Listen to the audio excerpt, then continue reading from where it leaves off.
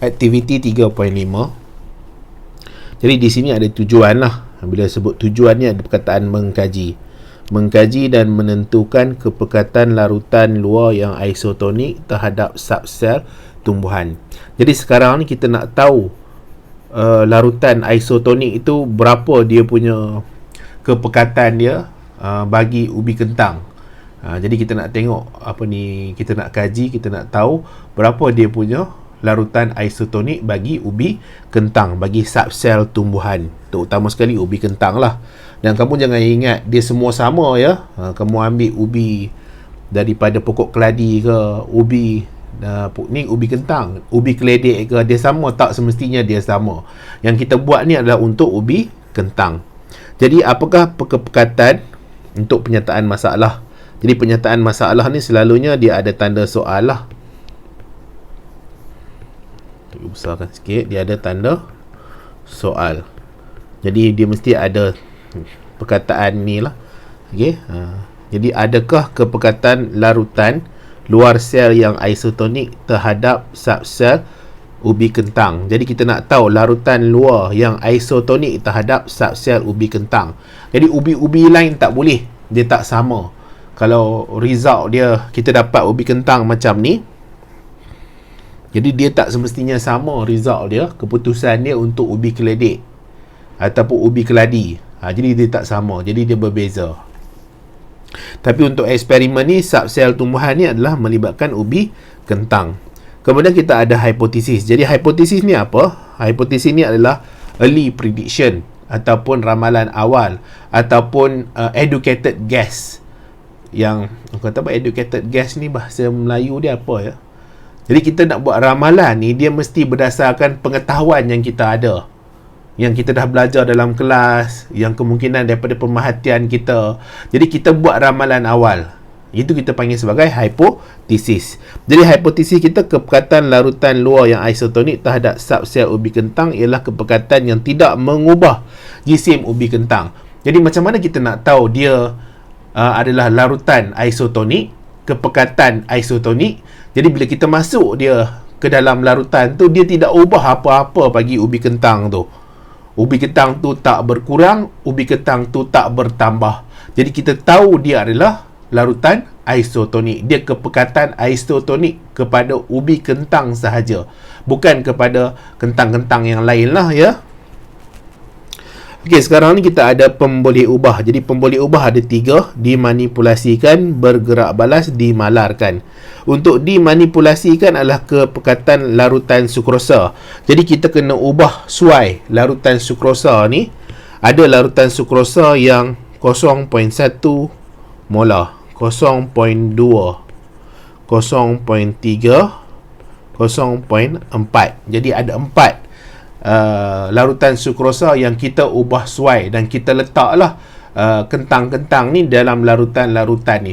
Larutan ni, bila sebut larutan ni apa? Dia dah campur antara sukrosa tadi dengan air. Dia dah campur antara sukrosa dengan air. Sebab tu kita panggil dia larutan. Jadi sukrosa tu adalah zat terlarut lah. Kemudian kita ada bergerak balas. Jadi bergerak balas ni result, keputusan, sesuatu yang kita boleh nampak, yang kita boleh lihat, kita boleh timbang, kita boleh ukur. Hasil daripada yang kita manipulasikan ni. Hasil daripada yang kita manipulasikan ni. Jadi pastinya ubi kentang tu sendirilah, iaitu perubahan peratusan jisim silinder ubi kentang. Jadi kita guna ubi kentang dalam bentuk silinder. Dalam bentuk silinder. Jadi dimalarkan ni kita ada tempoh masa rendaman, suhu persekitaran, jenis ubi kentang. Jadi dimalarkan ni dia tidak berubah. Kita tak ubah dia. Sebab apa? Yang kita nak tengok adalah bagaimana larutan sukrosa ni mempengaruhi jisim silinder ubi kentang.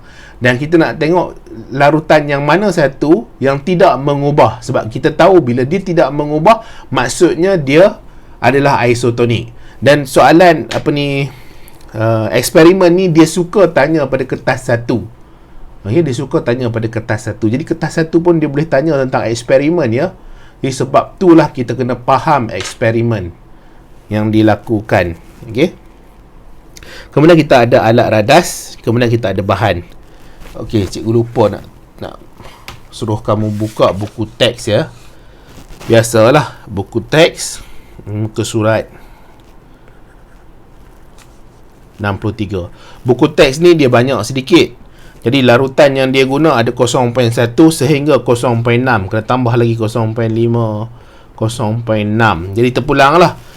Kemudian kat sekolah pun sama jugalah. Kadang-kadang pembantu makmal dibuat lebih atau dibuat kurang. Jadi tak ada masalah. Jadi terpulang lah kepada keadaan sekolah tu macam mana, pembantu makmal nak tolong macam mana. Ya. Okey, kemudian kita ada penebuk gabus. Penebuk gabus. Yang inilah penebuk gabus ya. Ni cikgu ada minta seseorang suruh minta tolong lukis. Ni adalah penebuk gabus. Jadi penebuk gabus ni dia akan tebukkan kentang tu dalam bentuk silinder. Jadi kita kena pastikan kalau boleh ambil yang paling kecil sekali lah penebuk gabus. Cikgu tak galakkan ambil yang besar. Ambil yang paling kecil sekali penebuk gabus. Kemudian kita tolaklah dia keluar dan kita potong dia 3 cm ke 4 cm dan pastikan bila kita potong tu dalam keadaan yang sama setiap satu kentang tu. Jangan dia tersengit lah, sengit sana lah, sengit sini lah.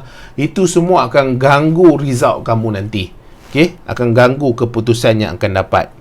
Kemudian kita ada bahan. Jadi bahan ni kita ada ubi kentang tu sendiri. Jadi ubi kentang ni murah lah, boleh beli atau boleh ambil daripada dapur tu. Kemudian kita boleh buat ulang gaji, boleh buat sendiri sebenarnya. Okey, tapi bagus lagi buat dekat makmal lah. Kemudian ada larutan sukrosa 0.1, 0.2, 0.3, 0.4 dan kita masukkanlah dalam ubi kentang yang telah dipotong tadi dalam bentuk silinder ke dalam tabung uji ni. Jadi kita kena labelkan. Okay, A, B, C, D. Kenapa kena labelkan? Supaya kita tak kelirulah yang mana satu. Jadi kemudian kita akan tunggulah. Tunggu. Jadi kita tahu dah dia punya panjang awal dia contohnya 3 cm. Jadi selepas 30 minit atau selepas 1 jam atau selepas 1 jam setengah, kita boleh keluarkan dan kita boleh ukur. Jadi bila kita ukur, dia akan sama ada 3 cm ke bawah ataupun lebih daripada 3 cm. Okey, dia berjulat lah. Kurang daripada 3 cm atau lebih daripada 3 cm ataupun dia sama dengan 3 cm. Cuma kadang-kadang bila kita buat eksperimen ni, kita tak dapat dia betul-betul sama dengan 3 cm. Kemungkinan dia kurang, kemungkinan dia lebih. Jadi kita tak tahu kat mana satu dia punya larutan sukrosa dia yang isotonik.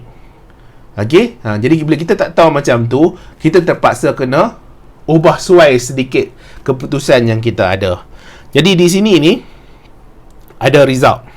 Okey, ada result. Jadi result ni untuk tabung uji A, dia berlaku penambahan kepada panjang kentang tu. Okey, penambahan kepada panjang kentang tu dalam keadaan segah. Okey, dalam keadaan segah. Kemudian kentang tu dalam keadaan 0.5. Ini tak ada lah ya. Tak payahlah tu dia. Jadi 0.5, ini pun tambah 0.5. Dia maksudnya air masuk lah. Kemudian kita ada negatif 0.5, negatif 2.5. Okay? Negatif 0.5, negatif 2.5. Jadi yang atas ni, dia adalah dimasukkan dalam larutan hipotonik. Okay? Yang bawah ni dia kehilangan air sebabkan kentang tu dimasukkan dalam larutan hypertonik. Jadi bila dia masuk dalam larutan hypertonik, dia hilang air. Masuk dalam larutan hipotonik, dia hilang air. Contohnya lah ya, kita ada larutan di sini. Kemudian cikgu lukis kentang. Okey. Jadi di luar ni ada air lah. Air, larutan hipotonik. Bila larutan hipotonik, okey, dia punya keupayaan air adalah tinggi. berbanding dengan yang ada di dalam ni. Jadi di dalam ni keupayaan air adalah rendah. Jadi air akan bergerak daripada luar masuk ke dalam. Nampak tak anak panah tu bergerak daripada luar masuk ke dalam, iaitu H2O. Akan bergerak daripada luar masuk ke dalam. Itu untuk hipotonik. Tapi kalau untuk hipertonik, air itu akan keluar. Okey, air itu akan keluar. Disebabkan keupayaan air dekat dalam adalah lebih tinggi berbanding dengan keupayaan air dekat luar. Ya. Jadi ini tak payahlah, ya, ni buku teks lama ni. Jadi kita ikut buku teks yang barulah, ya. Jadi sekarang ni apa yang kita kena buat, sebab di maklumat ni, di perubahan ni, dia tiada maklumat tentang isotonik. Tak ada isotonik ni. Okey, tak ada isotonik. Jadi kita kena lukis graf. Okey. Jadi macam mana kita dapatkan perubahan ni? Kita tolaklah yang tadi kita awal-awal kita ukur dia 50 mm ataupun 5 cm. Kita tolak dengan yang selepas dia tu, tolak dia ada penambahan kepada 1 mm ni. Jadi satulah penambahan dia. Ini penambahan 0.5, yang ni dia berlaku pengurangan, yang ni berlaku pengurangan. Jadi kita boleh lukis graf. Okey, kita boleh lukis graf. Kemudian yang ini paksi X, yang ini paksi Y. Jadi paksi X ni adalah pemboleh ubah dimanipulasi. Dia memang selalunya paksi X ni pemboleh ubah dimanipulasi. Y ni adalah pemboleh ubah bergerak balas. Okey, bergerak balas. Kalau kamu belajar lagi tinggi ni, pemboleh ubah bebas ataupun independent variable. Yang ini adalah pemboleh ubah yang bergantung, dependent variable. Tapi tak apalah, tak ada dalam silibus kamu tu. Jadi yang mana satu pemboleh ubah dimanipulasikan untuk Y? Jadi dia melibatkan kepekatan sukrosa. Okey, pemboleh ubah bergerak balas adalah perubahan panjang kentang. Okey, kena letak unit, ya, kena letak unit. Unit dia apa? mm. Ini unit dia m, huruf besar. Okey, sekarang ni kita nak tahu berapa dia punya kepekatan. Kita ada 0.1, 0.2, 0.3, 0.4. Jadi 0.1, 0.2, 0.3, 0.4. Ya. Kemudian panjang kentang. Kita tengok julat di sini. Dia antara 1 hingga 2.5. 3 lah. Okey, 3. 2, 1. Negatif 1, negatif 2, negatif 3. Jadi yang pertama sekali kita ada 0 A. A ni 0.1. Yang ni 0.2. Yang ni 0.3. Ni 0.4. Jadi 0.1 ni 1 dekat mana? Warna apa, ya? Kat sini. Okey. Kemudian 0.5, 2. Salah. Okey. Betul lah. 0.1 kan. 0.1 dekat situ berlaku penambahan. Lepas tu 0.5 dekat sini. Kemudian kita ada negatif 0.5 kat sini. Kemudian kita ada negatif 2.5 kat sini. Okey. Kemudian kita plotkan. Faham macam tu, ya. Jadi di mana dia punya kedudukan dia tu? Kedudukan dia di sini. Ini. Nak panah tu nak menunjukkan tempat tu, point tu, ialah isotonic. Dia isotonic ni lebih kurang 0.25. 0.25. Isotonic dia adalah 0.25. Boleh ya? 0.25 M. Kita dapatlah ya. Jadi cikgu ubah sekejap dia punya kedudukan graf ni. Di sini.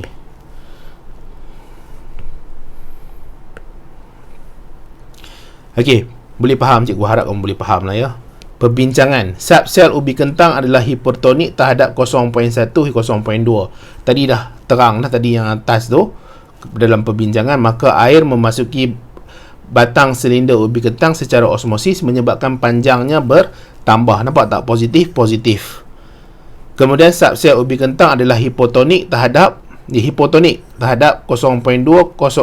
terhadap ni 0.3, 0.4 ni 0.2, 0.1. Larutan 0.3, 0.4. Maka sel ubi kentang mengalami plasmolisis. Okey, ni tak payahlah. Flasid ni untuk isotonik. Kalau ikut buku teks, flasid isotonik ya. Jangan tertukar. Muka surat berapa flasid isotonik? Muka surat 60. Boleh buka, cek, confirmkan flasid ni untuk isotonik, muka surat 60. Jadi tak payah ni. Ya, maklumat yang berdasarkan buku lama tu tak payah ikutlah. Daripada graf, panjang batang silinder ubi kentang tidak berubah pada larutan sukrosa 0.26. Tadi sebab graf dia tu tak apa nak sama, dia lari sedikit lah, 0.25 kita dapat ni kan. Jadi cikgu tukarlah yang ni kepada 0.25.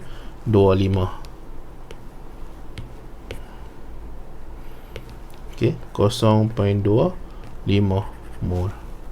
Maka subsel ubi kentang adalah isotonik pada 0.25. Okey, 0.25. Ni 0.25. Jadi kesimpulannya, larutan sukrosa 0.25 adalah isotonik kepada subsel ubi kentang. Jadi hopefully kamu boleh faham lah. Ini yang cikgu mampu lah, ataupun yang cikgu boleh nak terangkan kepada kamu. Cikgu tak tahulah nak bagi terang lagi macam mana, nak bagi mudah faham. Tapi kalau nak buat graf, kita kena buat graf supaya kita dapat cari dia punya point, titik dia di mana adanya larutan isotonik.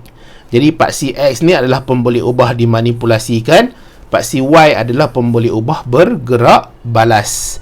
Jadi kita label, kita titik-titik plotkan dia sehinggalah kita dapat cari di mana tidak mengalami perubahan. Nampak tak kat sini ni dia tidak mengalami perubahan.